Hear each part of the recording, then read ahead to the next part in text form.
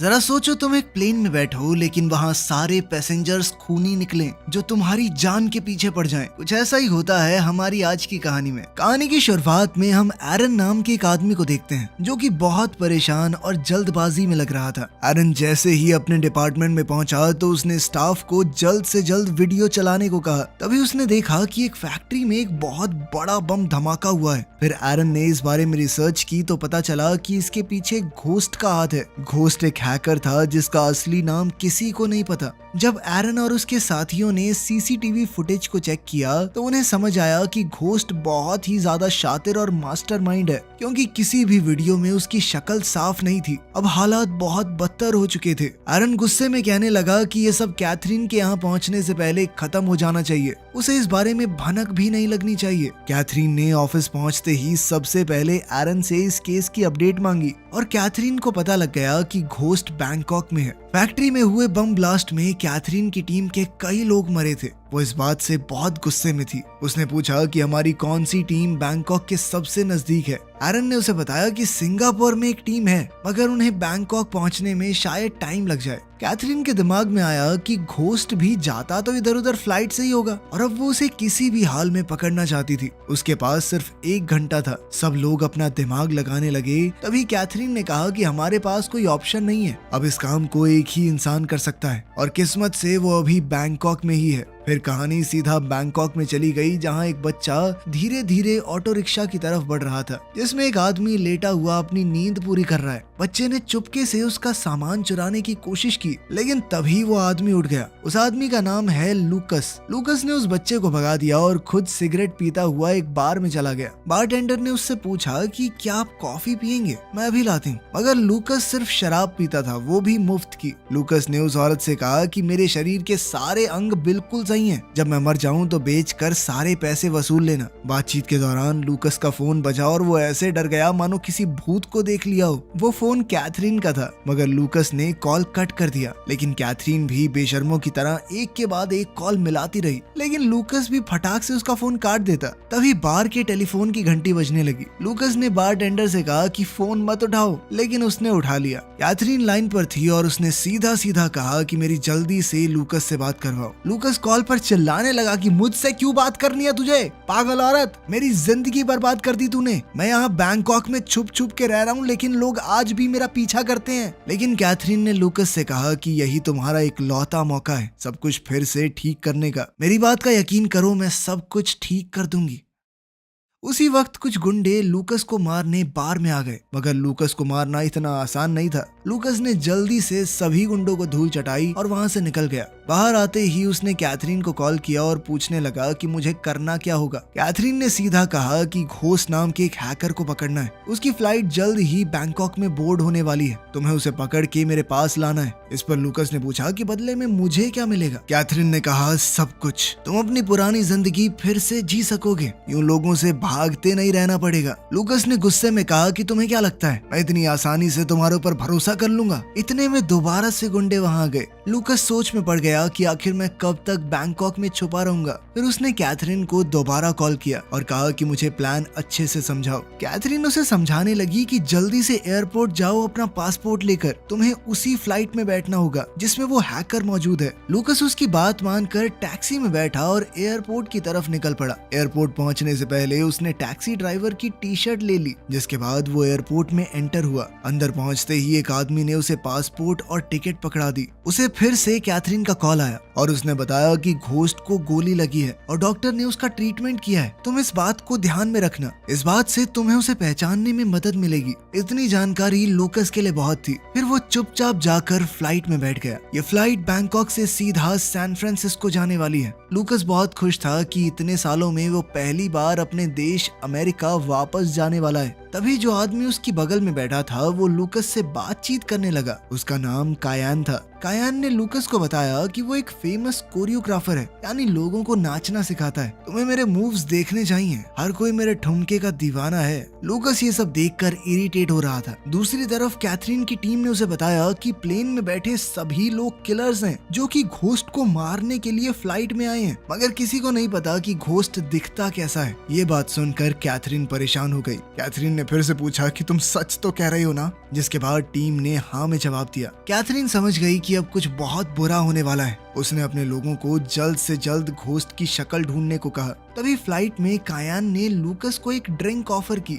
जिसे पीने के बाद लूकस को सब कुछ धुंधला दिखने लगा और वो अपना होश खो बैठा। तभी कायान उसे बाथरूम में ले गया और धमकाने लगा। कुछ वक्त पहले कायान को भी घोस्ट को मारने का कॉन्ट्रैक्ट मिला था और उसे लग रहा था कि लूकस ही घोस्ट है। उसने लूकस को बुरी तरह मारना शुरू कर दिया। लूकस ऐसी हालत में खुद को बचाने की लगातार कोशिशें कर रहा था, लेकिन उस ड्रिंक की वजह से अब कायान उस पर हावी पड़ने लगा। आखिर में कायान ने लूकस का गला दबाकर उसे जान से मारने की कोशिश की। तभी लूकस ने देखा कि ऊपर दीवार पर लोहे का एक हैंडल था। उसने थोड़ी जान लगाई और कायान को उठाकर उसका सर हैंडल में घुसा दिया और कायान वहीं खड़ा खड़ा मर गया। उसको मारने के बाद लूकस को थोड़ा चैन मिला। लूकस जानता था कि उस ड्रिंक की वजह से वो बेहोश होने वाला है, इसीलिए वो रेंगता हुआ दरवाजे के पास गया और वहां रखे शैम्पू को पीने लगा ताकि उसे जल्दी से उल्टी हो जाए। उल्टी करके लूकस को काफी राहत मिली।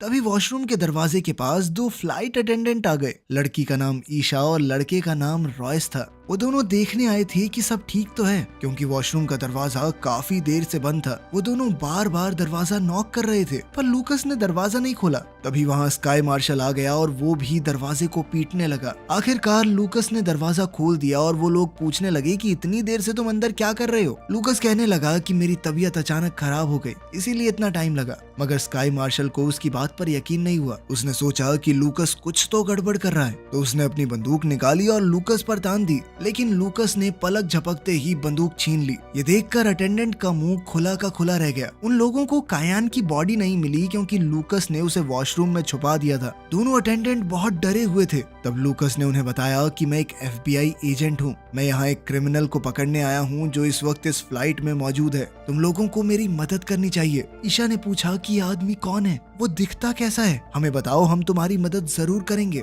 इस पर लूकस ने कहा कि ये तो मुझे भी नहीं पता, मैं सिर्फ इतना जानता हूँ कि उसका नाम घोस्ट है। आज तक किसी ने उसका चेहरा नहीं देखा और उसका असली नाम भी कोई नहीं जानता, मगर इतनी जानकारी है कि उसे हाल ही में गोली लगी है और हमें फ्लाइट लैंड होने से पहले उसे ढूंढना होगा। जिस आदमी को मैंने अभी मारा वो भी घोस्ट को मारने आया था और उसे लगा कि मैं घोस्ट हूँ। इसका मतलब है कि फ्लाइट में और भी लोग हो सकते हैं जो घोस्ट को मारने आए हों, लेकिन मुझे घोस्ट को जिंदा पकड़ना है। तो इससे पहले कि लोग उसे मार दें, हमें उसे पहचानना होगा। लूकस ईशा से कहता है कि मुझे कुछ कपड़े चाहिए। मेरे पास कपड़े नहीं है। कार्गो एरिया में एक और हिटमैन छुपा हुआ था जो अपने हथियार को तैयार कर रहा था। इतने में लूकस भी रेडी हो गया। उसने अंदर जाकर नजर मारी और फिर बाहर आकर पैसेंजर्स की लिस्ट को चेक किया। फिर ईशा उसे कार्गो एरिया में ले गई और सब वहां बैठ गए। जैसे ही उन्होंने कंपार्टमेंट खोला तो एक डेड बॉडी नीचे गिर गई। ये बॉडी किसी और की नहीं, असली स्काई मार्शल की थी। इसका मतलब था कि जिसे लूकस ने मारा वो नकली पुलिस वाला बनकर वहां आया था।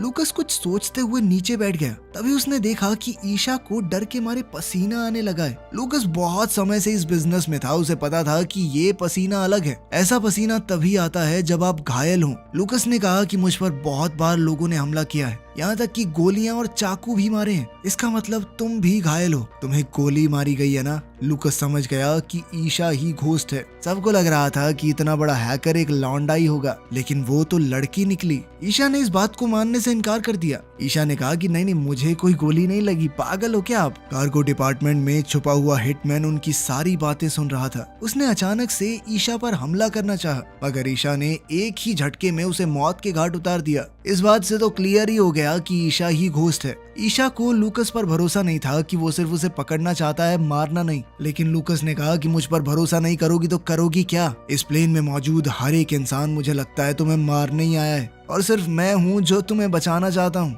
ईशा के पास कोई चारा था नहीं तो वो मान गई और कहा कि आगे का प्लान क्या है। लूकस ने कहा कि तुम एयर होस्टेस होने की एक्टिंग करती रहो, पर जब भी तुम्हें किसी पर डाउट हो तो सीधा आकर मुझे बताना। फिर वो पायलट से मिले और उसे बताया कि कुछ बहुत बुरा होने वाला है, तो चाहे कुछ भी हो जाए लेकिन कॉकपिट का दरवाजा मत खोलना।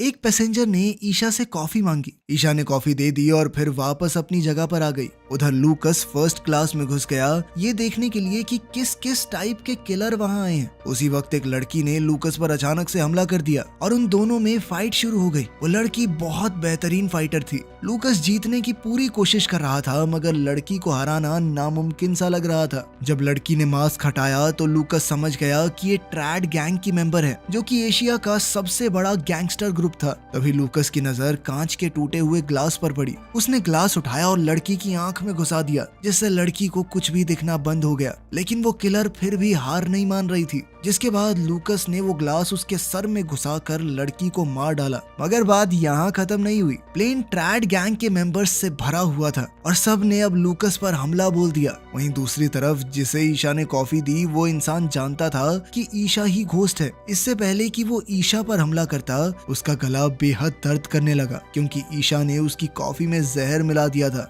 और वो हिटमैन ईशा को मारने से पहले ही मर गया। उधर लूकस सबसे फाइट कर रहा था और उसने सबको एक एक करके चित्त कर दिया। तभी ईशा वहां रॉयस के साथ आई और वो इतने सारे लोगों को ढेर देखकर दंग रह गई। लूकस की हालत बहुत खराब थी। उसके हाथ एक फोन लगा जिसमें लूकस की फोटो थी। उसने ईशा को पकड़ा और पूछा कि इन लोगों के पास मेरी फोटो कहाँ से आई। तभी रॉयस ने कहा कि ये पिक्चर सभी पैसेंजर्स के फोन में है। ये सुनकर तो लूकस हैरान रह गया। उसे कुछ भी समझ नहीं आ रहा था। फिर उसने ईशा से कहा कि मुझे पूरा सच बताओ, इतने सारे लोग तुम्हारे पीछे क्यों पड़े हैं? और अब तो ये मेरे भी पीछे पड़ चुके हैं। ईशा ने बताया कि मैंने कुछ दिन पहले एक फैक्ट्री को बम से उड़ा दिया था क्योंकि वहाँ बच्चों से काम करवाए जाते थे। मुझे ये सब पसंद नहीं है तो मैंने उड़ा दी और मुझे नहीं पता ये लोग तुम्हें क्यों मारना चाहते हैं। ये सुनकर लूकस कंफ्यूज हो गया। उधर एरन कैथरीन से कहता है कि मुझे लूकस पर थोड़ा भी विश्वास नहीं है। कौन है ये आदमी? इतना यकीन कैसे है तुम्हें इसके ऊपर कि ये घोस्ट को ले आएगा सही सलामत? फिर कैथरीन ने उसे पूरी कहानी बताई। लूकस एक एजेंसी के लिए काम करता था। वो पूरी एजेंसी का सबसे खतरनाक मेंबर था। फिर एक दिन उसे एक बहुत इंपॉर्टेंट आदमी की सिक्योरिटी के लिए भेजा गया। लूकस उस आदमी के कमरे के बाहर पहरेदारी कर रहा था। तभी उसे एक लड़की के चीखने की आवाज आई। जब उसने अंदर जाकर देखा तो पाया कि वो अमीर आदमी किसी शैतान से कम नहीं था। वो अमीर आदमी प्रोस्टिट्यूट्स को बुलाकर उन्हें बेरहमी से मारता था। लूकस से ये देखा नहीं गया और उसने उस आदमी को तब तक मारा जब तक वो मर नहीं गया। और असली कहानी तो यहाँ से शुरू हुई। जिस आदमी को लूकस ने मारा उसका बड़ा भाई CIA का हेड था। उस आदमी ने पूरी CIA को लूकस के पीछे लगा दिया। एरन ने पूछा कि आपको कैसे पता ये सब? कैथरीन ने बताया कि मैं उसकी गर्लफ्रेंड थी और मैंने ही CIA को बताया था कि वो कहाँ है। उसके बाद वो बैंकॉक चला गया और कभी मेरे पास वापस नहीं आया। CIA ने बहुत बार लूकस को मारने के लिए लोग भेजे लेकिन जो उसके पीछे गया गायब हो गया, वापस नहीं आया कभी। लूकस पहले भी खतरनाक था मगर पिछले कुछ सालों में इतने लोगों ने उसके ऊपर हमला किया है कि अब वो बहुत ज्यादा खतरनाक बन चुका है। फ्लाइट में ईशा लूकस के पास गई और उसे वो दवाइयां दिखाने लगी जो डॉक्टर ने उसे ट्रीटमेंट के बाद दी थी। ईशा ने कहा कि तुम इन्हें खा लो, तुम्हें काफी चोटें लगी हैं। पर तभी लूकस ने देखा कि उसे काफी सारे हिटमैन ढूंढ रहे हैं। लूकस सीधे तौर पर उनसे भिड़ गया और एक एक करके सबको मारने लगा। पर तभी ईशा ने देखा कि लूकस धीरे धीरे कमजोर पड़ रहा है तो वो उसकी जान बचाने आ गई। मगर लूकस गुस्से में कहने लगा कि तुम क्या कर रही हो? मेरी मुसीबत और बढ़ जाएगी अगर उन लोगों को पता चला कि मैं तुम्हारे साथ हूँ। तभी एक आदमी उनकी बात सुन लेता है और एक दूसरे आदमी ने लूकस पर हमला बोल दिया। लूकस उससे लड़ रहा था और वहीं ईशा दूसरे गुंडे से अपनी जान बचा रही थी। ईशा पूरी कोशिश कर रही थी कि वो उस हमलावर को मार सके और आखिरकार वो ये करने में सफल भी हो गई। लूकस ने भी लगभग सबको मार ही दिया था मगर अब वो चाकू के वार से घायल हो चुका था। तभी 3 औरतों ने आकर लूकस पर हमला बोल दिया लेकिन ईशा ने उसे बचाने के लिए चिल्लाते हुए कहा कि ये मेरे साथ है। ये औरतें ईशा की दोस्त थी जो उसे बचाने के लिए इस फ्लाइट पर मौजूद थी। लूकस को बहुत चोटें लग चुकी थी।